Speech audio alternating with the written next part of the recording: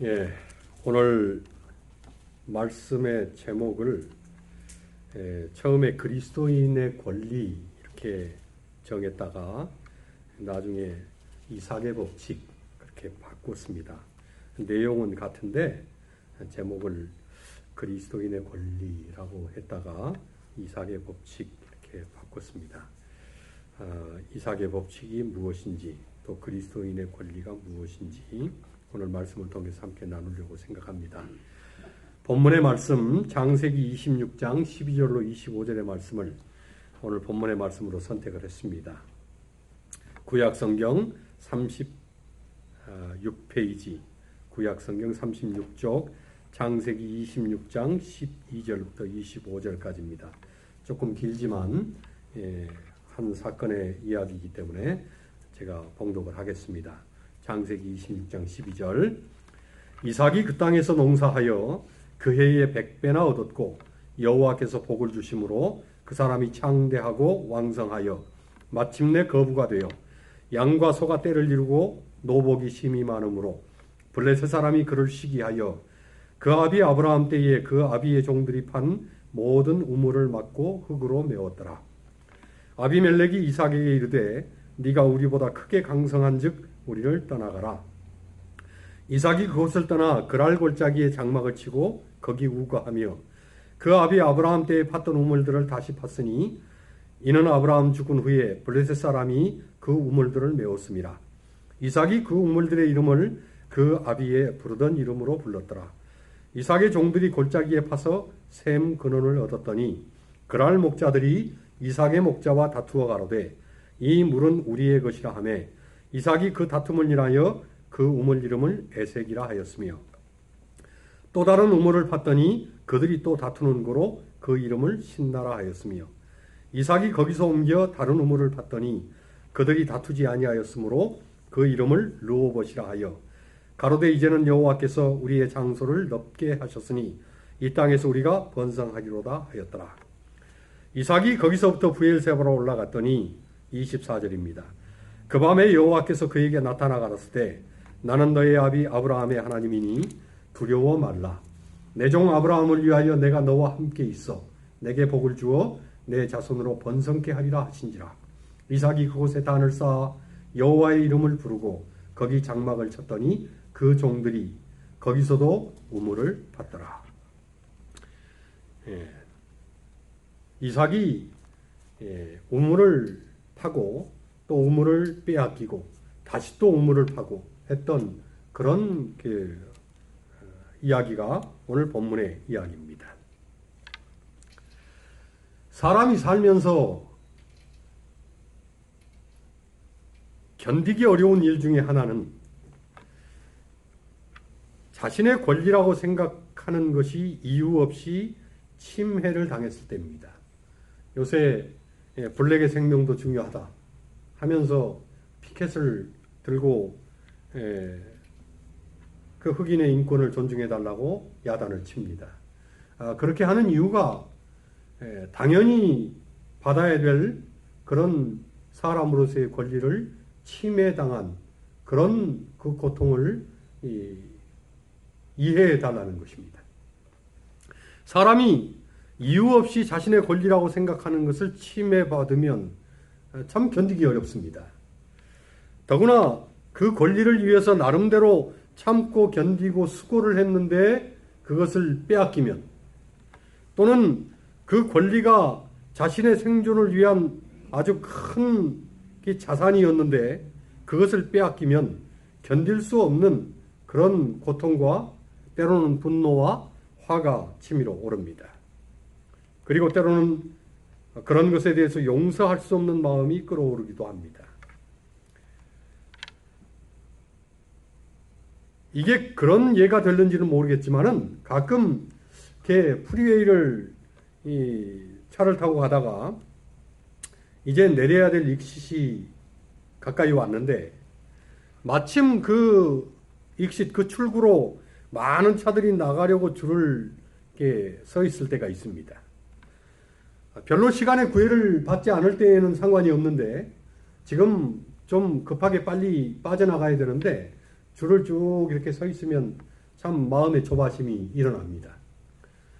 그렇게 줄을 서가지고 한 대씩 빠져나가는데 갑자기 차가 확 와가지고는 앞에 새치기에서 이렇게 들어오는 차들이 있습니다. 그러면 참 마음에 어떻게 저렇게 하나, 여러 시간을 지금 소비하면서 이렇게 줄을 서고 있는데 어떻게 저렇게 얌전히 사나 하는 그런 생각 때문에 마음의 속이 좀 상할 때가 있습니다. 그리고는 좀 짜증도 나고 순간적으로 이렇게 억제할 수 없는 그 부글거림 이런 게 이제 속에서 생기지요. 나도 시간이 없고 급한데 그리고 모두들 이렇게 줄지어서 차례를 기다리고 있는데 그걸 무시하고 끼어들면 이 권리의 침해인 것입니다. 그러니 속으로 이렇게 우라통이 터지는 것입니다. 근데 사람이 참 이기적이고 자기중심적입니다. 때로는 그렇게 권리를 침해당했다고 생각하고 분노하는 그 사람도 동일한 짓을 저지르기도 합니다. 그런데 이 자신이 그럴 때면 뭐 이렇게 은근슬쩍 끼어들면서 속으로 내가 정말 급한 일이 있어서라고 스스로에게 변명을 합니다. 그리고 때로는 모르고 그냥 앞으로 지나쳐 버려가지고 어쩔 수 없이 여기서 끼어들게 되었다고 스스로를 합리화시킵니다. 아무튼 사람은 자신의 권리라고 여기는 것을 이유 없이 빼앗기거나 침해를 당하면 참기가 쉽지 않습니다. 더구나 그 권리가 결코 빼앗겨서는 안 될 그런 그 생존에 관한 그런 것이라면 그것을 참고 넘긴다는 것은 그리고 그대로 당하고 만다는 것은 사람이 절대적으로 선택할 수 없는 그리고 용납할 수 없는 그런 것들이 되는 것입니다. 그런데 오늘 본문에 이삭이 그런 경우를 만난 것입니다. 이삭은 사실 생각지도 않았던 장소에서 기대하지도 않았던 성공을 얻게 됩니다. 타양 땅인 그랄에서 흉년이 들었다는 때에 농사를 지은 것이 100배의 결실을 맺게 됩니다. 원래 이삭의 전공은 목축업이었습니다. 여기저기 장막을 옮겨 다니면서 짐승을 방목하면서 사는 것입니다.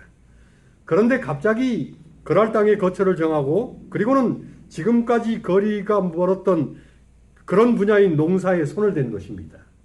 그런데 하나님께서 이삭을 축복해 주셔서 무려 100배가 넘는 그런 풍작을 거두게 됐다고 성경은 기록을 합니다. 거기다가 자신의 분야인 목축업도 번성해서 수많은 양떼와 소떼들 그리고 노비들까지 거느리게 되었다고. 그런 하나님의 축복이 그에게 풍성하게 부어졌다고 성경은 기록을 합니다. 사실 이삭이 흉년을 피해서 그랄 땅에 올 때에는 그곳 원주민인 블레셋 사람들이 이 이삭을 동정해서 친절을 베풀었습니다. 그리고 그랄 땅에 거처를 정하고 거기서 살라고 허락을 해주어서 이 이삭은 그곳에 정착을 하게 됐습니다.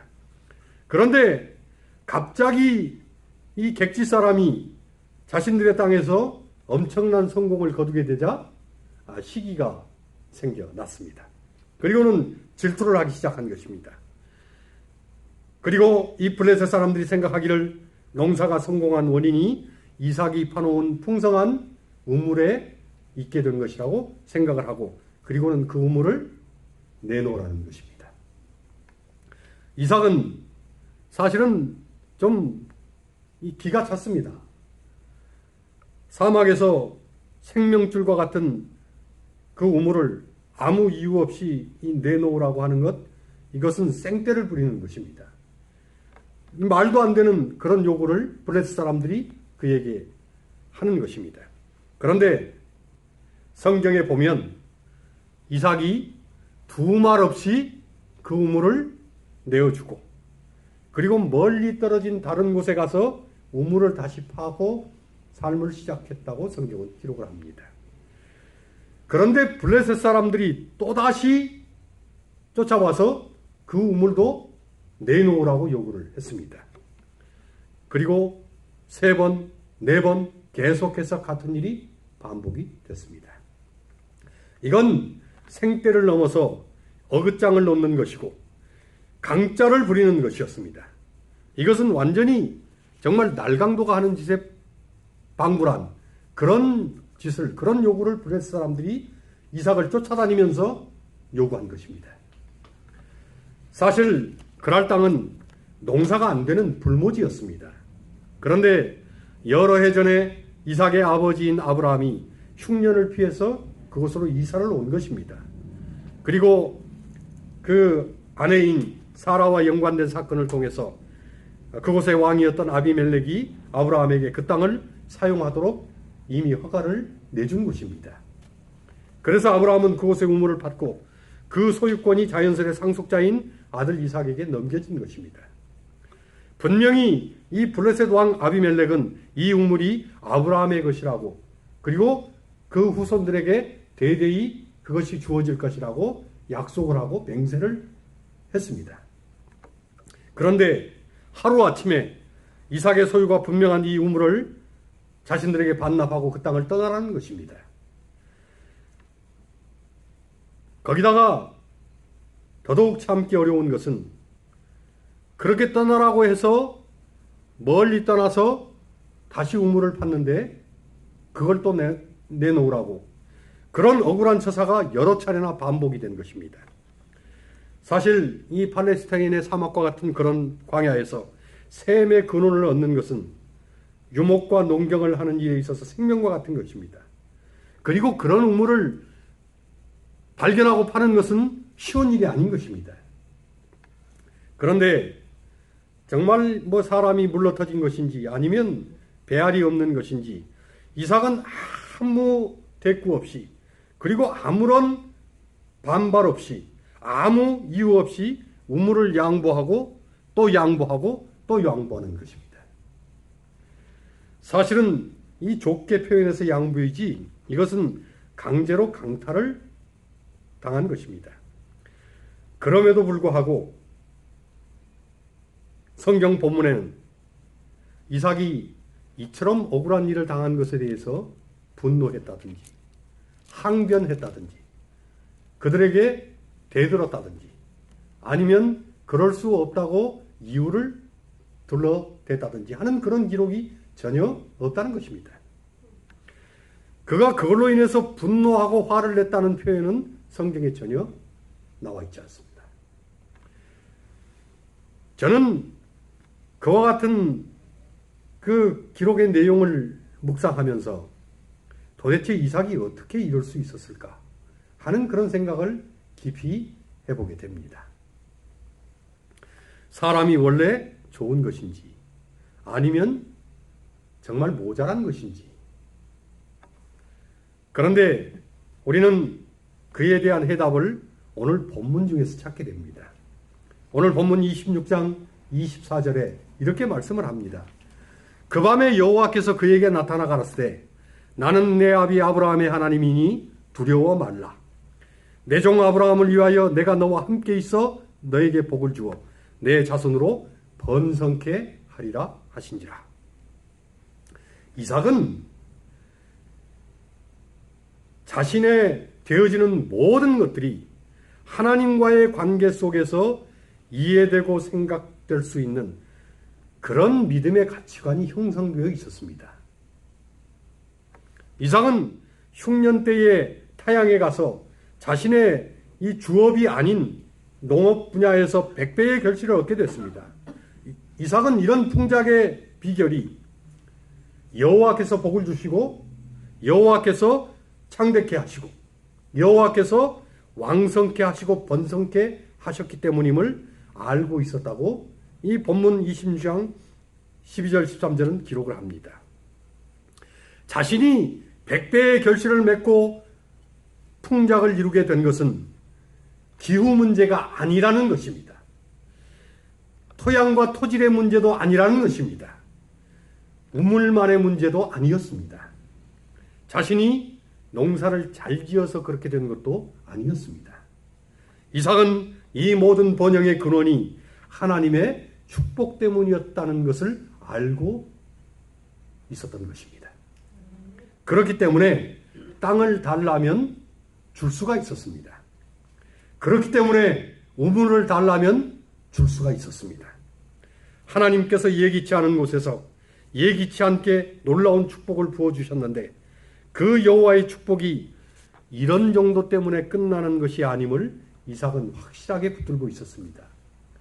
우물 때문에 그런 것이 아니라면, 토양 때문에 그런 것이 아니라면, 자신이 농사의 기술이 있어서 그런 것이 아니라면 그 모든 것들을 다 내어준다고 한들 그게 무슨 관계가 있겠는가 하는 것이 이삭의 생각이었습니다. 만일 하나님과의 관계가 깨어지고 만일 하나님의 축복을 잃어버린다면 아무리 기후가 좋아도 아무리 토질이 좋아도 아무리 우물이 좋아도 아무리 농사를 잘 지어도 그 농사는 장담할 수 없다는 것을 이삭은 알고 있었습니다. 아멘. 결국 이삭에게 있어서 자신이 붙잡아야 될 최고의 권리는 하나님이셨습니다. 아멘. 이삭이 축복을 위해서 붙잡고 주장해야 될 권리는 우물이 아닌 것입니다. 모든 것을 양보하고 물러선 이삭에게 하나님께서 친히 나타나셔서 뭐라고 약속을 하십니까? 내가 너와 함께 있어 내게 복을 주어 너의 자손으로 번성케 할 것이라고 약속을 하시는 것입니다. 아멘. 우리는 하나님의 이 약속에 대해서 주목할 필요가 있습니다. 정말 하나님께서 이삭에게 하신 이 약속을 우리는 좀 심각하게 주목하고 고려해야 할 필요가 있는 것입니다. 하나님이라고 어찌 우물이 꼭 필요한 줄 모르시겠습니까? 그 사막에서 우물의 필요성을 가장 잘 아시는 분은 하나님이실 것입니다. 아멘. 하나님은 그런데 이삭에게 좋은 우물을 주겠다고 한 번도 말씀하지 않으셨습니다. 하나님이라고 어찌 토양이 좋아야 하고 기후가 좋아야 하는 것을 모르겠습니까? 그러나 하나님은 이삭에게 흉년이 없는 그런 땅을 주겠다고 한 번도 약속하지 않으셨습니다. 하나님이라고 어찌 환경이 평안해야 사는 것도 행복하게 되는 줄을 왜 모르겠습니까? 그런데 하나님은 이삭에게 너를 괴롭히는 블레셋을 내가 다 없이 하겠다고 약속하지 않으셨습니다. 하나님의 약속은 우물도 아니고 토양도 아니고 기후도 아니고 블레셋 같은 고난의 재고도 아니었습니다. 하나님의 약속은 단 한 가지입니다. 내가 너와 함께 있어. 아멘. I'm with you. 아멘. 내가 너와 함께 있어라는 것입니다. 하나님의 약속은 내가 너와 함께 하겠다는 것입니다. 하나님의 약속은 내가 너와 같이 있겠다는 것입니다. 아멘. 사실 하나님의 이 약속 하나만으로 이삭의 모든 삶은 다 해결이 되는 것입니다. 아멘. 하나님께서 함께 계시기만 한다면 나머지 것들은 이삭이 염려할 것이 아닌 것입니다. 아멘. 그런데 많은 사람들은 나머지 것들에만 신경을 쓰고 하나님이 함께 계시는가에는 별로 신경을 쓰지 않습니다. 오늘 우리의 삶이 하나님의 은총과 축복을 누리지 못하는 이유는 나머지 것들에 너무 많이 신경을 쓰는 반면에 하나님이 나와 함께 하시는가에 대해서는 우리가 깊이 주목하지 않는다는 것입니다. 아멘. 세상의 것들이 사라지면 분노하고 세상에서 누리던 것들이 없어지면 염려합니다. 그러나 정작 하나님이 자신의 삶에서 사라진 것에 대해서는 분노하지도 않고 염려하지도 않는 것입니다. 정말 우리가 분노해야 할 일은, 우리가 정말 염려해야 할 일은, 우리가 정말 걱정하고 근심해야 할 일은 내 삶에 하나님이 함께 하시는가 하는 것이 우리의 염려해야 하는 것입니다. 아멘. 파인애플 스토리라고 하는 제목으로 너무나 잘 알려진 고전적인 이야기가 있습니다. 그런데 저는 이 이야기 하기를 참 좋아합니다. 정말 마음 깊이 생각해 볼 필요가 있는 그런 스토리이기 때문에 이 파인애플 스토리라고 하는 이야기를 참 좋아하는데 오늘 좀 짧게 요약해서 핵심만 나누겠습니다. 미국의 한 선교사가 남태평양의 오지였던 파푸아 뉴기니아의 그 섬의 원주민들에게 복음을 전하도록 파송이 됐습니다. 그런데 그 뉴기니아 섬에 파송되고 얼마 지나지 않아서 그곳의 그 토질과 기후가 파인애플 재배에 적격이라는 판단이 들었습니다. 그래서 이 본토의 요청에서 묘목 100개를 얻어왔습니다. 원주민을 고용해서 품삯을 주고 그 묘목을 심었습니다. 그리고 잘 관리하고 열매를 맺기까지 3년이 걸렸어요. 그런데 예측했던 것처럼 정말 그곳 토양과 기후 토질이 파인애플과 딱 맞아 떨어지는 것입니다. 그래서 3년의 수고 끝에 굉장히 많은 열매들을 이제 달려서 딸 수 있게 됐습니다. 그런데 3년 만에 열매가 달렸는데 먹을 수 있는 게 하나도 없었습니다. 왜냐하면 원주민들이 일을 하면서 열매가 익는 대로 몰래 다 따가버리는 것입니다. 그런데 그동안 그 열매가 맺기까지 3년 동안 관리를 위해서 원주민을 고용하고 품삯으로 소금도 주고 충분한 월급을 다 주었는데 열매가 달리자마자 이 친구들이 그걸 다 익는 대로 족족 따가 버리는 것입니다. 선교사가 너무나 화가 났습니다. 그래서 앞으로 농장에서 파인애플을 훔쳐가면 더 이상 원주민을 위한 병원을 문을 닫겠다고 경고를 했습니다. 이 사람이 선교를 위해서 병원도 짓고 봉사를 했는데 하도 화가 나니까 병원 문을 닫아버리겠다고 그렇게 경고를 했습니다. 하지만 계속해서 파인애플이 없어지는 것입니다. 이 선교사는 화가 나서 정말 병원 문을 닫아버렸습니다. 그런데 이 선교사의 병원에서 치료를 받던 환자들의 병이 점점 심각해지자 원주민들이 다시는 파인애플에 손을 대지 않겠다고 찾아와서 애걸복걸을 했습니다. 그러자 다시 병원 문을 열고 그리고는 그 원주민들이 약속을 지키기를 신뢰하고 기다렸습니다. 그런데 병원 문은 다시 열었는데 원주민들이 또다시 파인애플을 훔쳐가기 시작을 하는 것입니다. 선교사는 도대체 누가 이런 짓을 하는가? 이 밤중에 경고를 쏘고는 마침내 도둑놈을 한 명 붙잡게 됐습니다. 파인애플을 심고 관리하던 원주민 중에 한 명이 그런 짓을 했습니다. 그런데 붙잡힌 원주민이 왜 파인애플을 훔쳐가느냐고 선교사가 물으니까 그렇게 대답을 하는 것입니다. 이 파푸아 뉴기니아의 섬에 그 삶의 원칙이 하나 있는데 그것은 심은 사람이 그것을 따먹게 되어 있습니다. 그렇게 얘기를 하는 것입니다. 비록 품삯을 받긴 했지만 자기가 심었기 때문에 자기 손으로 심은 것은 자기가 먹을 권리가 있다는 거예요. 그게 이 뉴기니아 섬의 원칙이라는 것입니다. 근데 왜 그거 가지고 화를 내는지 모르겠다는 거예요. 당연히 내가 심었으니까 내가 먹는데 왜 그러느냐고 그렇게 항변을 하는 것입니다. 이것이 뉴기니아 원주민들에게 있어서 당연히 내려오던 이 정글 지대의 법칙이었고 권리였습니다. 화가 난 선교사는 말로 해서는 안 되겠다는 생각이 들어서 이 셰퍼드를 하나 본국에서 가지고 와서 이 농장을 지키겠습니다. 그런데 또 다른 문제가 발생을 했습니다.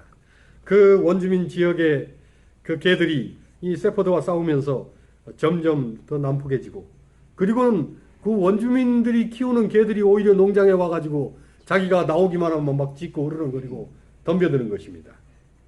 그리고는 그 개들 때문에 광견병의 우려가 또 생겨나는 것입니다. 그래서 결국 셰퍼드를 다시 없앴고 그리고는 또다시 파인애플 도난이 시작이 됐습니다. 그렇다고 병원 문을 다시 닫을 수도 없고 결국은 자신이 운영하던 상점 문을 닫아버렸습니다. 이 선교사가 그 원주민들의 편리를 위해서 본국에서 여러 가지 물품들을 수송해 와가지고 또 싸게 판매를 하는 상점을 운영을 했는데 그 상점을 문을 닫아버렸어요. 그래서 그동안 성냥, 소금, 그 다음에 낚시바늘 이런 것들을 그 상점에서 저렴하게 공급하는 일을 선교사가 했는데 그 상점 문을 닫아버리게 되자 원주민들이 그 농장에서 점점 멀리 떠나가 버리게 됐습니다. 결국 원주민들이 그 지역을 다 떠나버렸어요. 이 원주민이 없는 곳에 이 선교사의 존재는 의미가 없게 됐습니다. 그들을 대상으로 복음을 전하기 위해서 왔는데 그들이 가버리면 선교사가 무슨 의미가 있겠습니까? 결국 선교사는 다시 상점문을 열고 원주민들을 돌아오게 하고, 그리고는 원주민들이 다시 돌아왔습니다. 그리고 파인애플 도둑도 다시 시작이 됐습니다. 이제 그렇게 그냥 우여곡절 끝에 7년을 보내고 안식년이 되어서 선교사가 잠시 본국으로 귀국을 하게 됐습니다. 그리고는 선교사를 위한 한 세미나에 참석하게 됐습니다. 그리고 그 세미나에서 아주 큰 도전을 이 선교사가 받게 됐습니다. 그 세미나에서 한 강사가 무슨 말을 했는가 하면 이런 말을 한 것입니다. 네가 가진 것을 모두 하나님께 드려라. 그러면 하나님은 도리어 너를 풍족히 채워주실 것이다. 가진 것을 하나님께 다 드려라. 그러면 하나님께서 더 풍성한 것으로 너를 채워줄 것이다. 감동을 받은 이 선교사가 이제 안식년이 지나고 다시 선교지로 돌아와서 파인애플 농장을 원주민들에게 공개를 했습니다. 그리고 이 농장은 하나님께 바쳤기 때문에 내 것이 아니다. 마음껏 와서 따먹어라. 라고 공지를 했습니다. 그런데 그때부터 도둑질이 중단이 됐습니다. 이 농장이 하나님께 바쳐져서 하나님 것이 됐으니 하나님 것을 훔쳐먹으면 큰일이 난다는 것입니다. 그래서 원주민들이 선교사 것일 때에는 마음대로 훔쳐먹었는데 이거 하나님께 바쳐서 하나님 것이 됐다고 하니 아예 하나님 것을 훔쳐먹으면 큰일 날 것이 두려워서 손을 안 대는 것입니다. 그러자 이 선교사가 파인애플을 따가지고 원주민들에게 도리어 나누어 주게 되었습니다. 그리고는 원주민들은 선교사가 나누어 주는 파인애플을 받아들고 감사한 마음으로 파인애플을 먹게 됐습니다. 그리고는 그 원주민들이 이구동성으로 말하기를 선교사가 이제 진짜 그리스도인이 되었다. 그리고는 그 선교사를 존경하기 시작을 한 것입니다. 그리고 그때부터 선교사의 사역이 아주 풍요롭게 확장되기 시작을 했습니다. 그리스도인의 권리는 오직 하나님뿐입니다. 파인애플이 아닌 것입니다. 그리스도인에게 있어서 특별히 하늘을 사모하는 재림 교인들에게 있어서 하나님 이외의 모든 권리는 양보해야 할 뿐인 권리인 것입니다. 그런데 하나님만을 권리로 삼고 모든 권리는 다 양보하고 포기하면 하나님은 더 큰 것으로 채워주시고 더 큰 것으로 갚아주시고 더 큰 것으로 축복을 해주시는 것입니다. 아멘. 이것이 바로 이삭의 법칙이요 이삭의 원리였습니다. 아멘. 이삭은 그걸 안 것입니다. 오늘 우리 모두도 동일한 삶의 원리, 동일한 삶의 법칙을 가지고 살면 좋겠습니다. 큰 소리 치는 것이 아니고 그리고 자신의 분노를 절제하면서 그렇게 자신을 내려놓는 그런 경험이 오늘 우리에게 필요합니다. 자기 주장이나 자기 권리가 살아있으면 그렇게 하지 못합니다. 그러나 하나님만을 권리로 삼고 남은 모든 것을 양보한다면 자신의 권리조차도 양보한다면 도리어 큰 축복을 누리고 화평의 삶을 살게 될 것입니다. 아멘. 오직 하나님만이 나의 권리이며 남은 모든 것은 나누고 베풀고 양보해야 할 파인애플에 불과한 것임을 우리가 기억하셔야 될 것입니다. 아멘. 그렇게 사는 그런 아름다운 재림 교인들에게 하나님은 결국 천국을 선물로 주시고 그리고 당신 자신을 우리에게 선물로 주셔서 하늘에서 영원히 함께 사는 축복을 우리에게 누리게 할 것입니다. 아멘. 이삭의 법칙, 이삭의 원리, 사실은 이것이 예수의 법칙이요 십자가의 원리였습니다. 예수님은 자신의 모든 권리를 포기하셨습니다. 하나님이라고 하는 지위 자체도 포기를 하셨습니다. 다 잃는 것처럼 보였습니다. 하지만 모든 권리를 포기함으로 모든 죄인들의 구원의 권리를 되찾으셨습니다. 아멘. 그리고 결국은 자신도 십자가에서 승리를 하셨습니다. 오직 하나님만을 높이고 하나님께만 자신의 삶을 맡겼을 때에 모든 것을 얻게 된 것입니다. 아멘. 이것이 이삭의 법칙, 십자가의 법칙, 그리고 하나님의 법칙인 것입니다. 이것이 이삭의 원리이고 십자가의 원리이고 하나님의 원리인 것입니다. 오늘 이런 원리가 오늘 우리의 삶의 원리가 되시기를 간절히 바랍니다. 아멘. 이삭의 법칙이 오늘 우리의 삶의 법칙이 되기를 간절히 바랍니다. 누구만이 우리의 권리라고요? 하나님만이 우리의 권리입니다. 다른 건 다 빼앗겨도 하나님은 절대 잃으시면 안 됩니다. 하나님을 붙잡고 하나님만이 나의 모든 것임을 고백하면서 살 때에 하나님께서 이삭에게 약속했던 것처럼 내가 너와 함께 있어 너를 번성케 하리라고 하는 그 축복의 열매를, 그런 번성의 결실을 우리가 얻도록 그렇게 우리에게 역사하실 것입니다. 그런 하나님을 마음에 두시고 오직 하나님만을 붙잡고 승리하는 우리 모두가 되시게 되기를 주님의 이름으로 간절히 축원합니다. 아멘.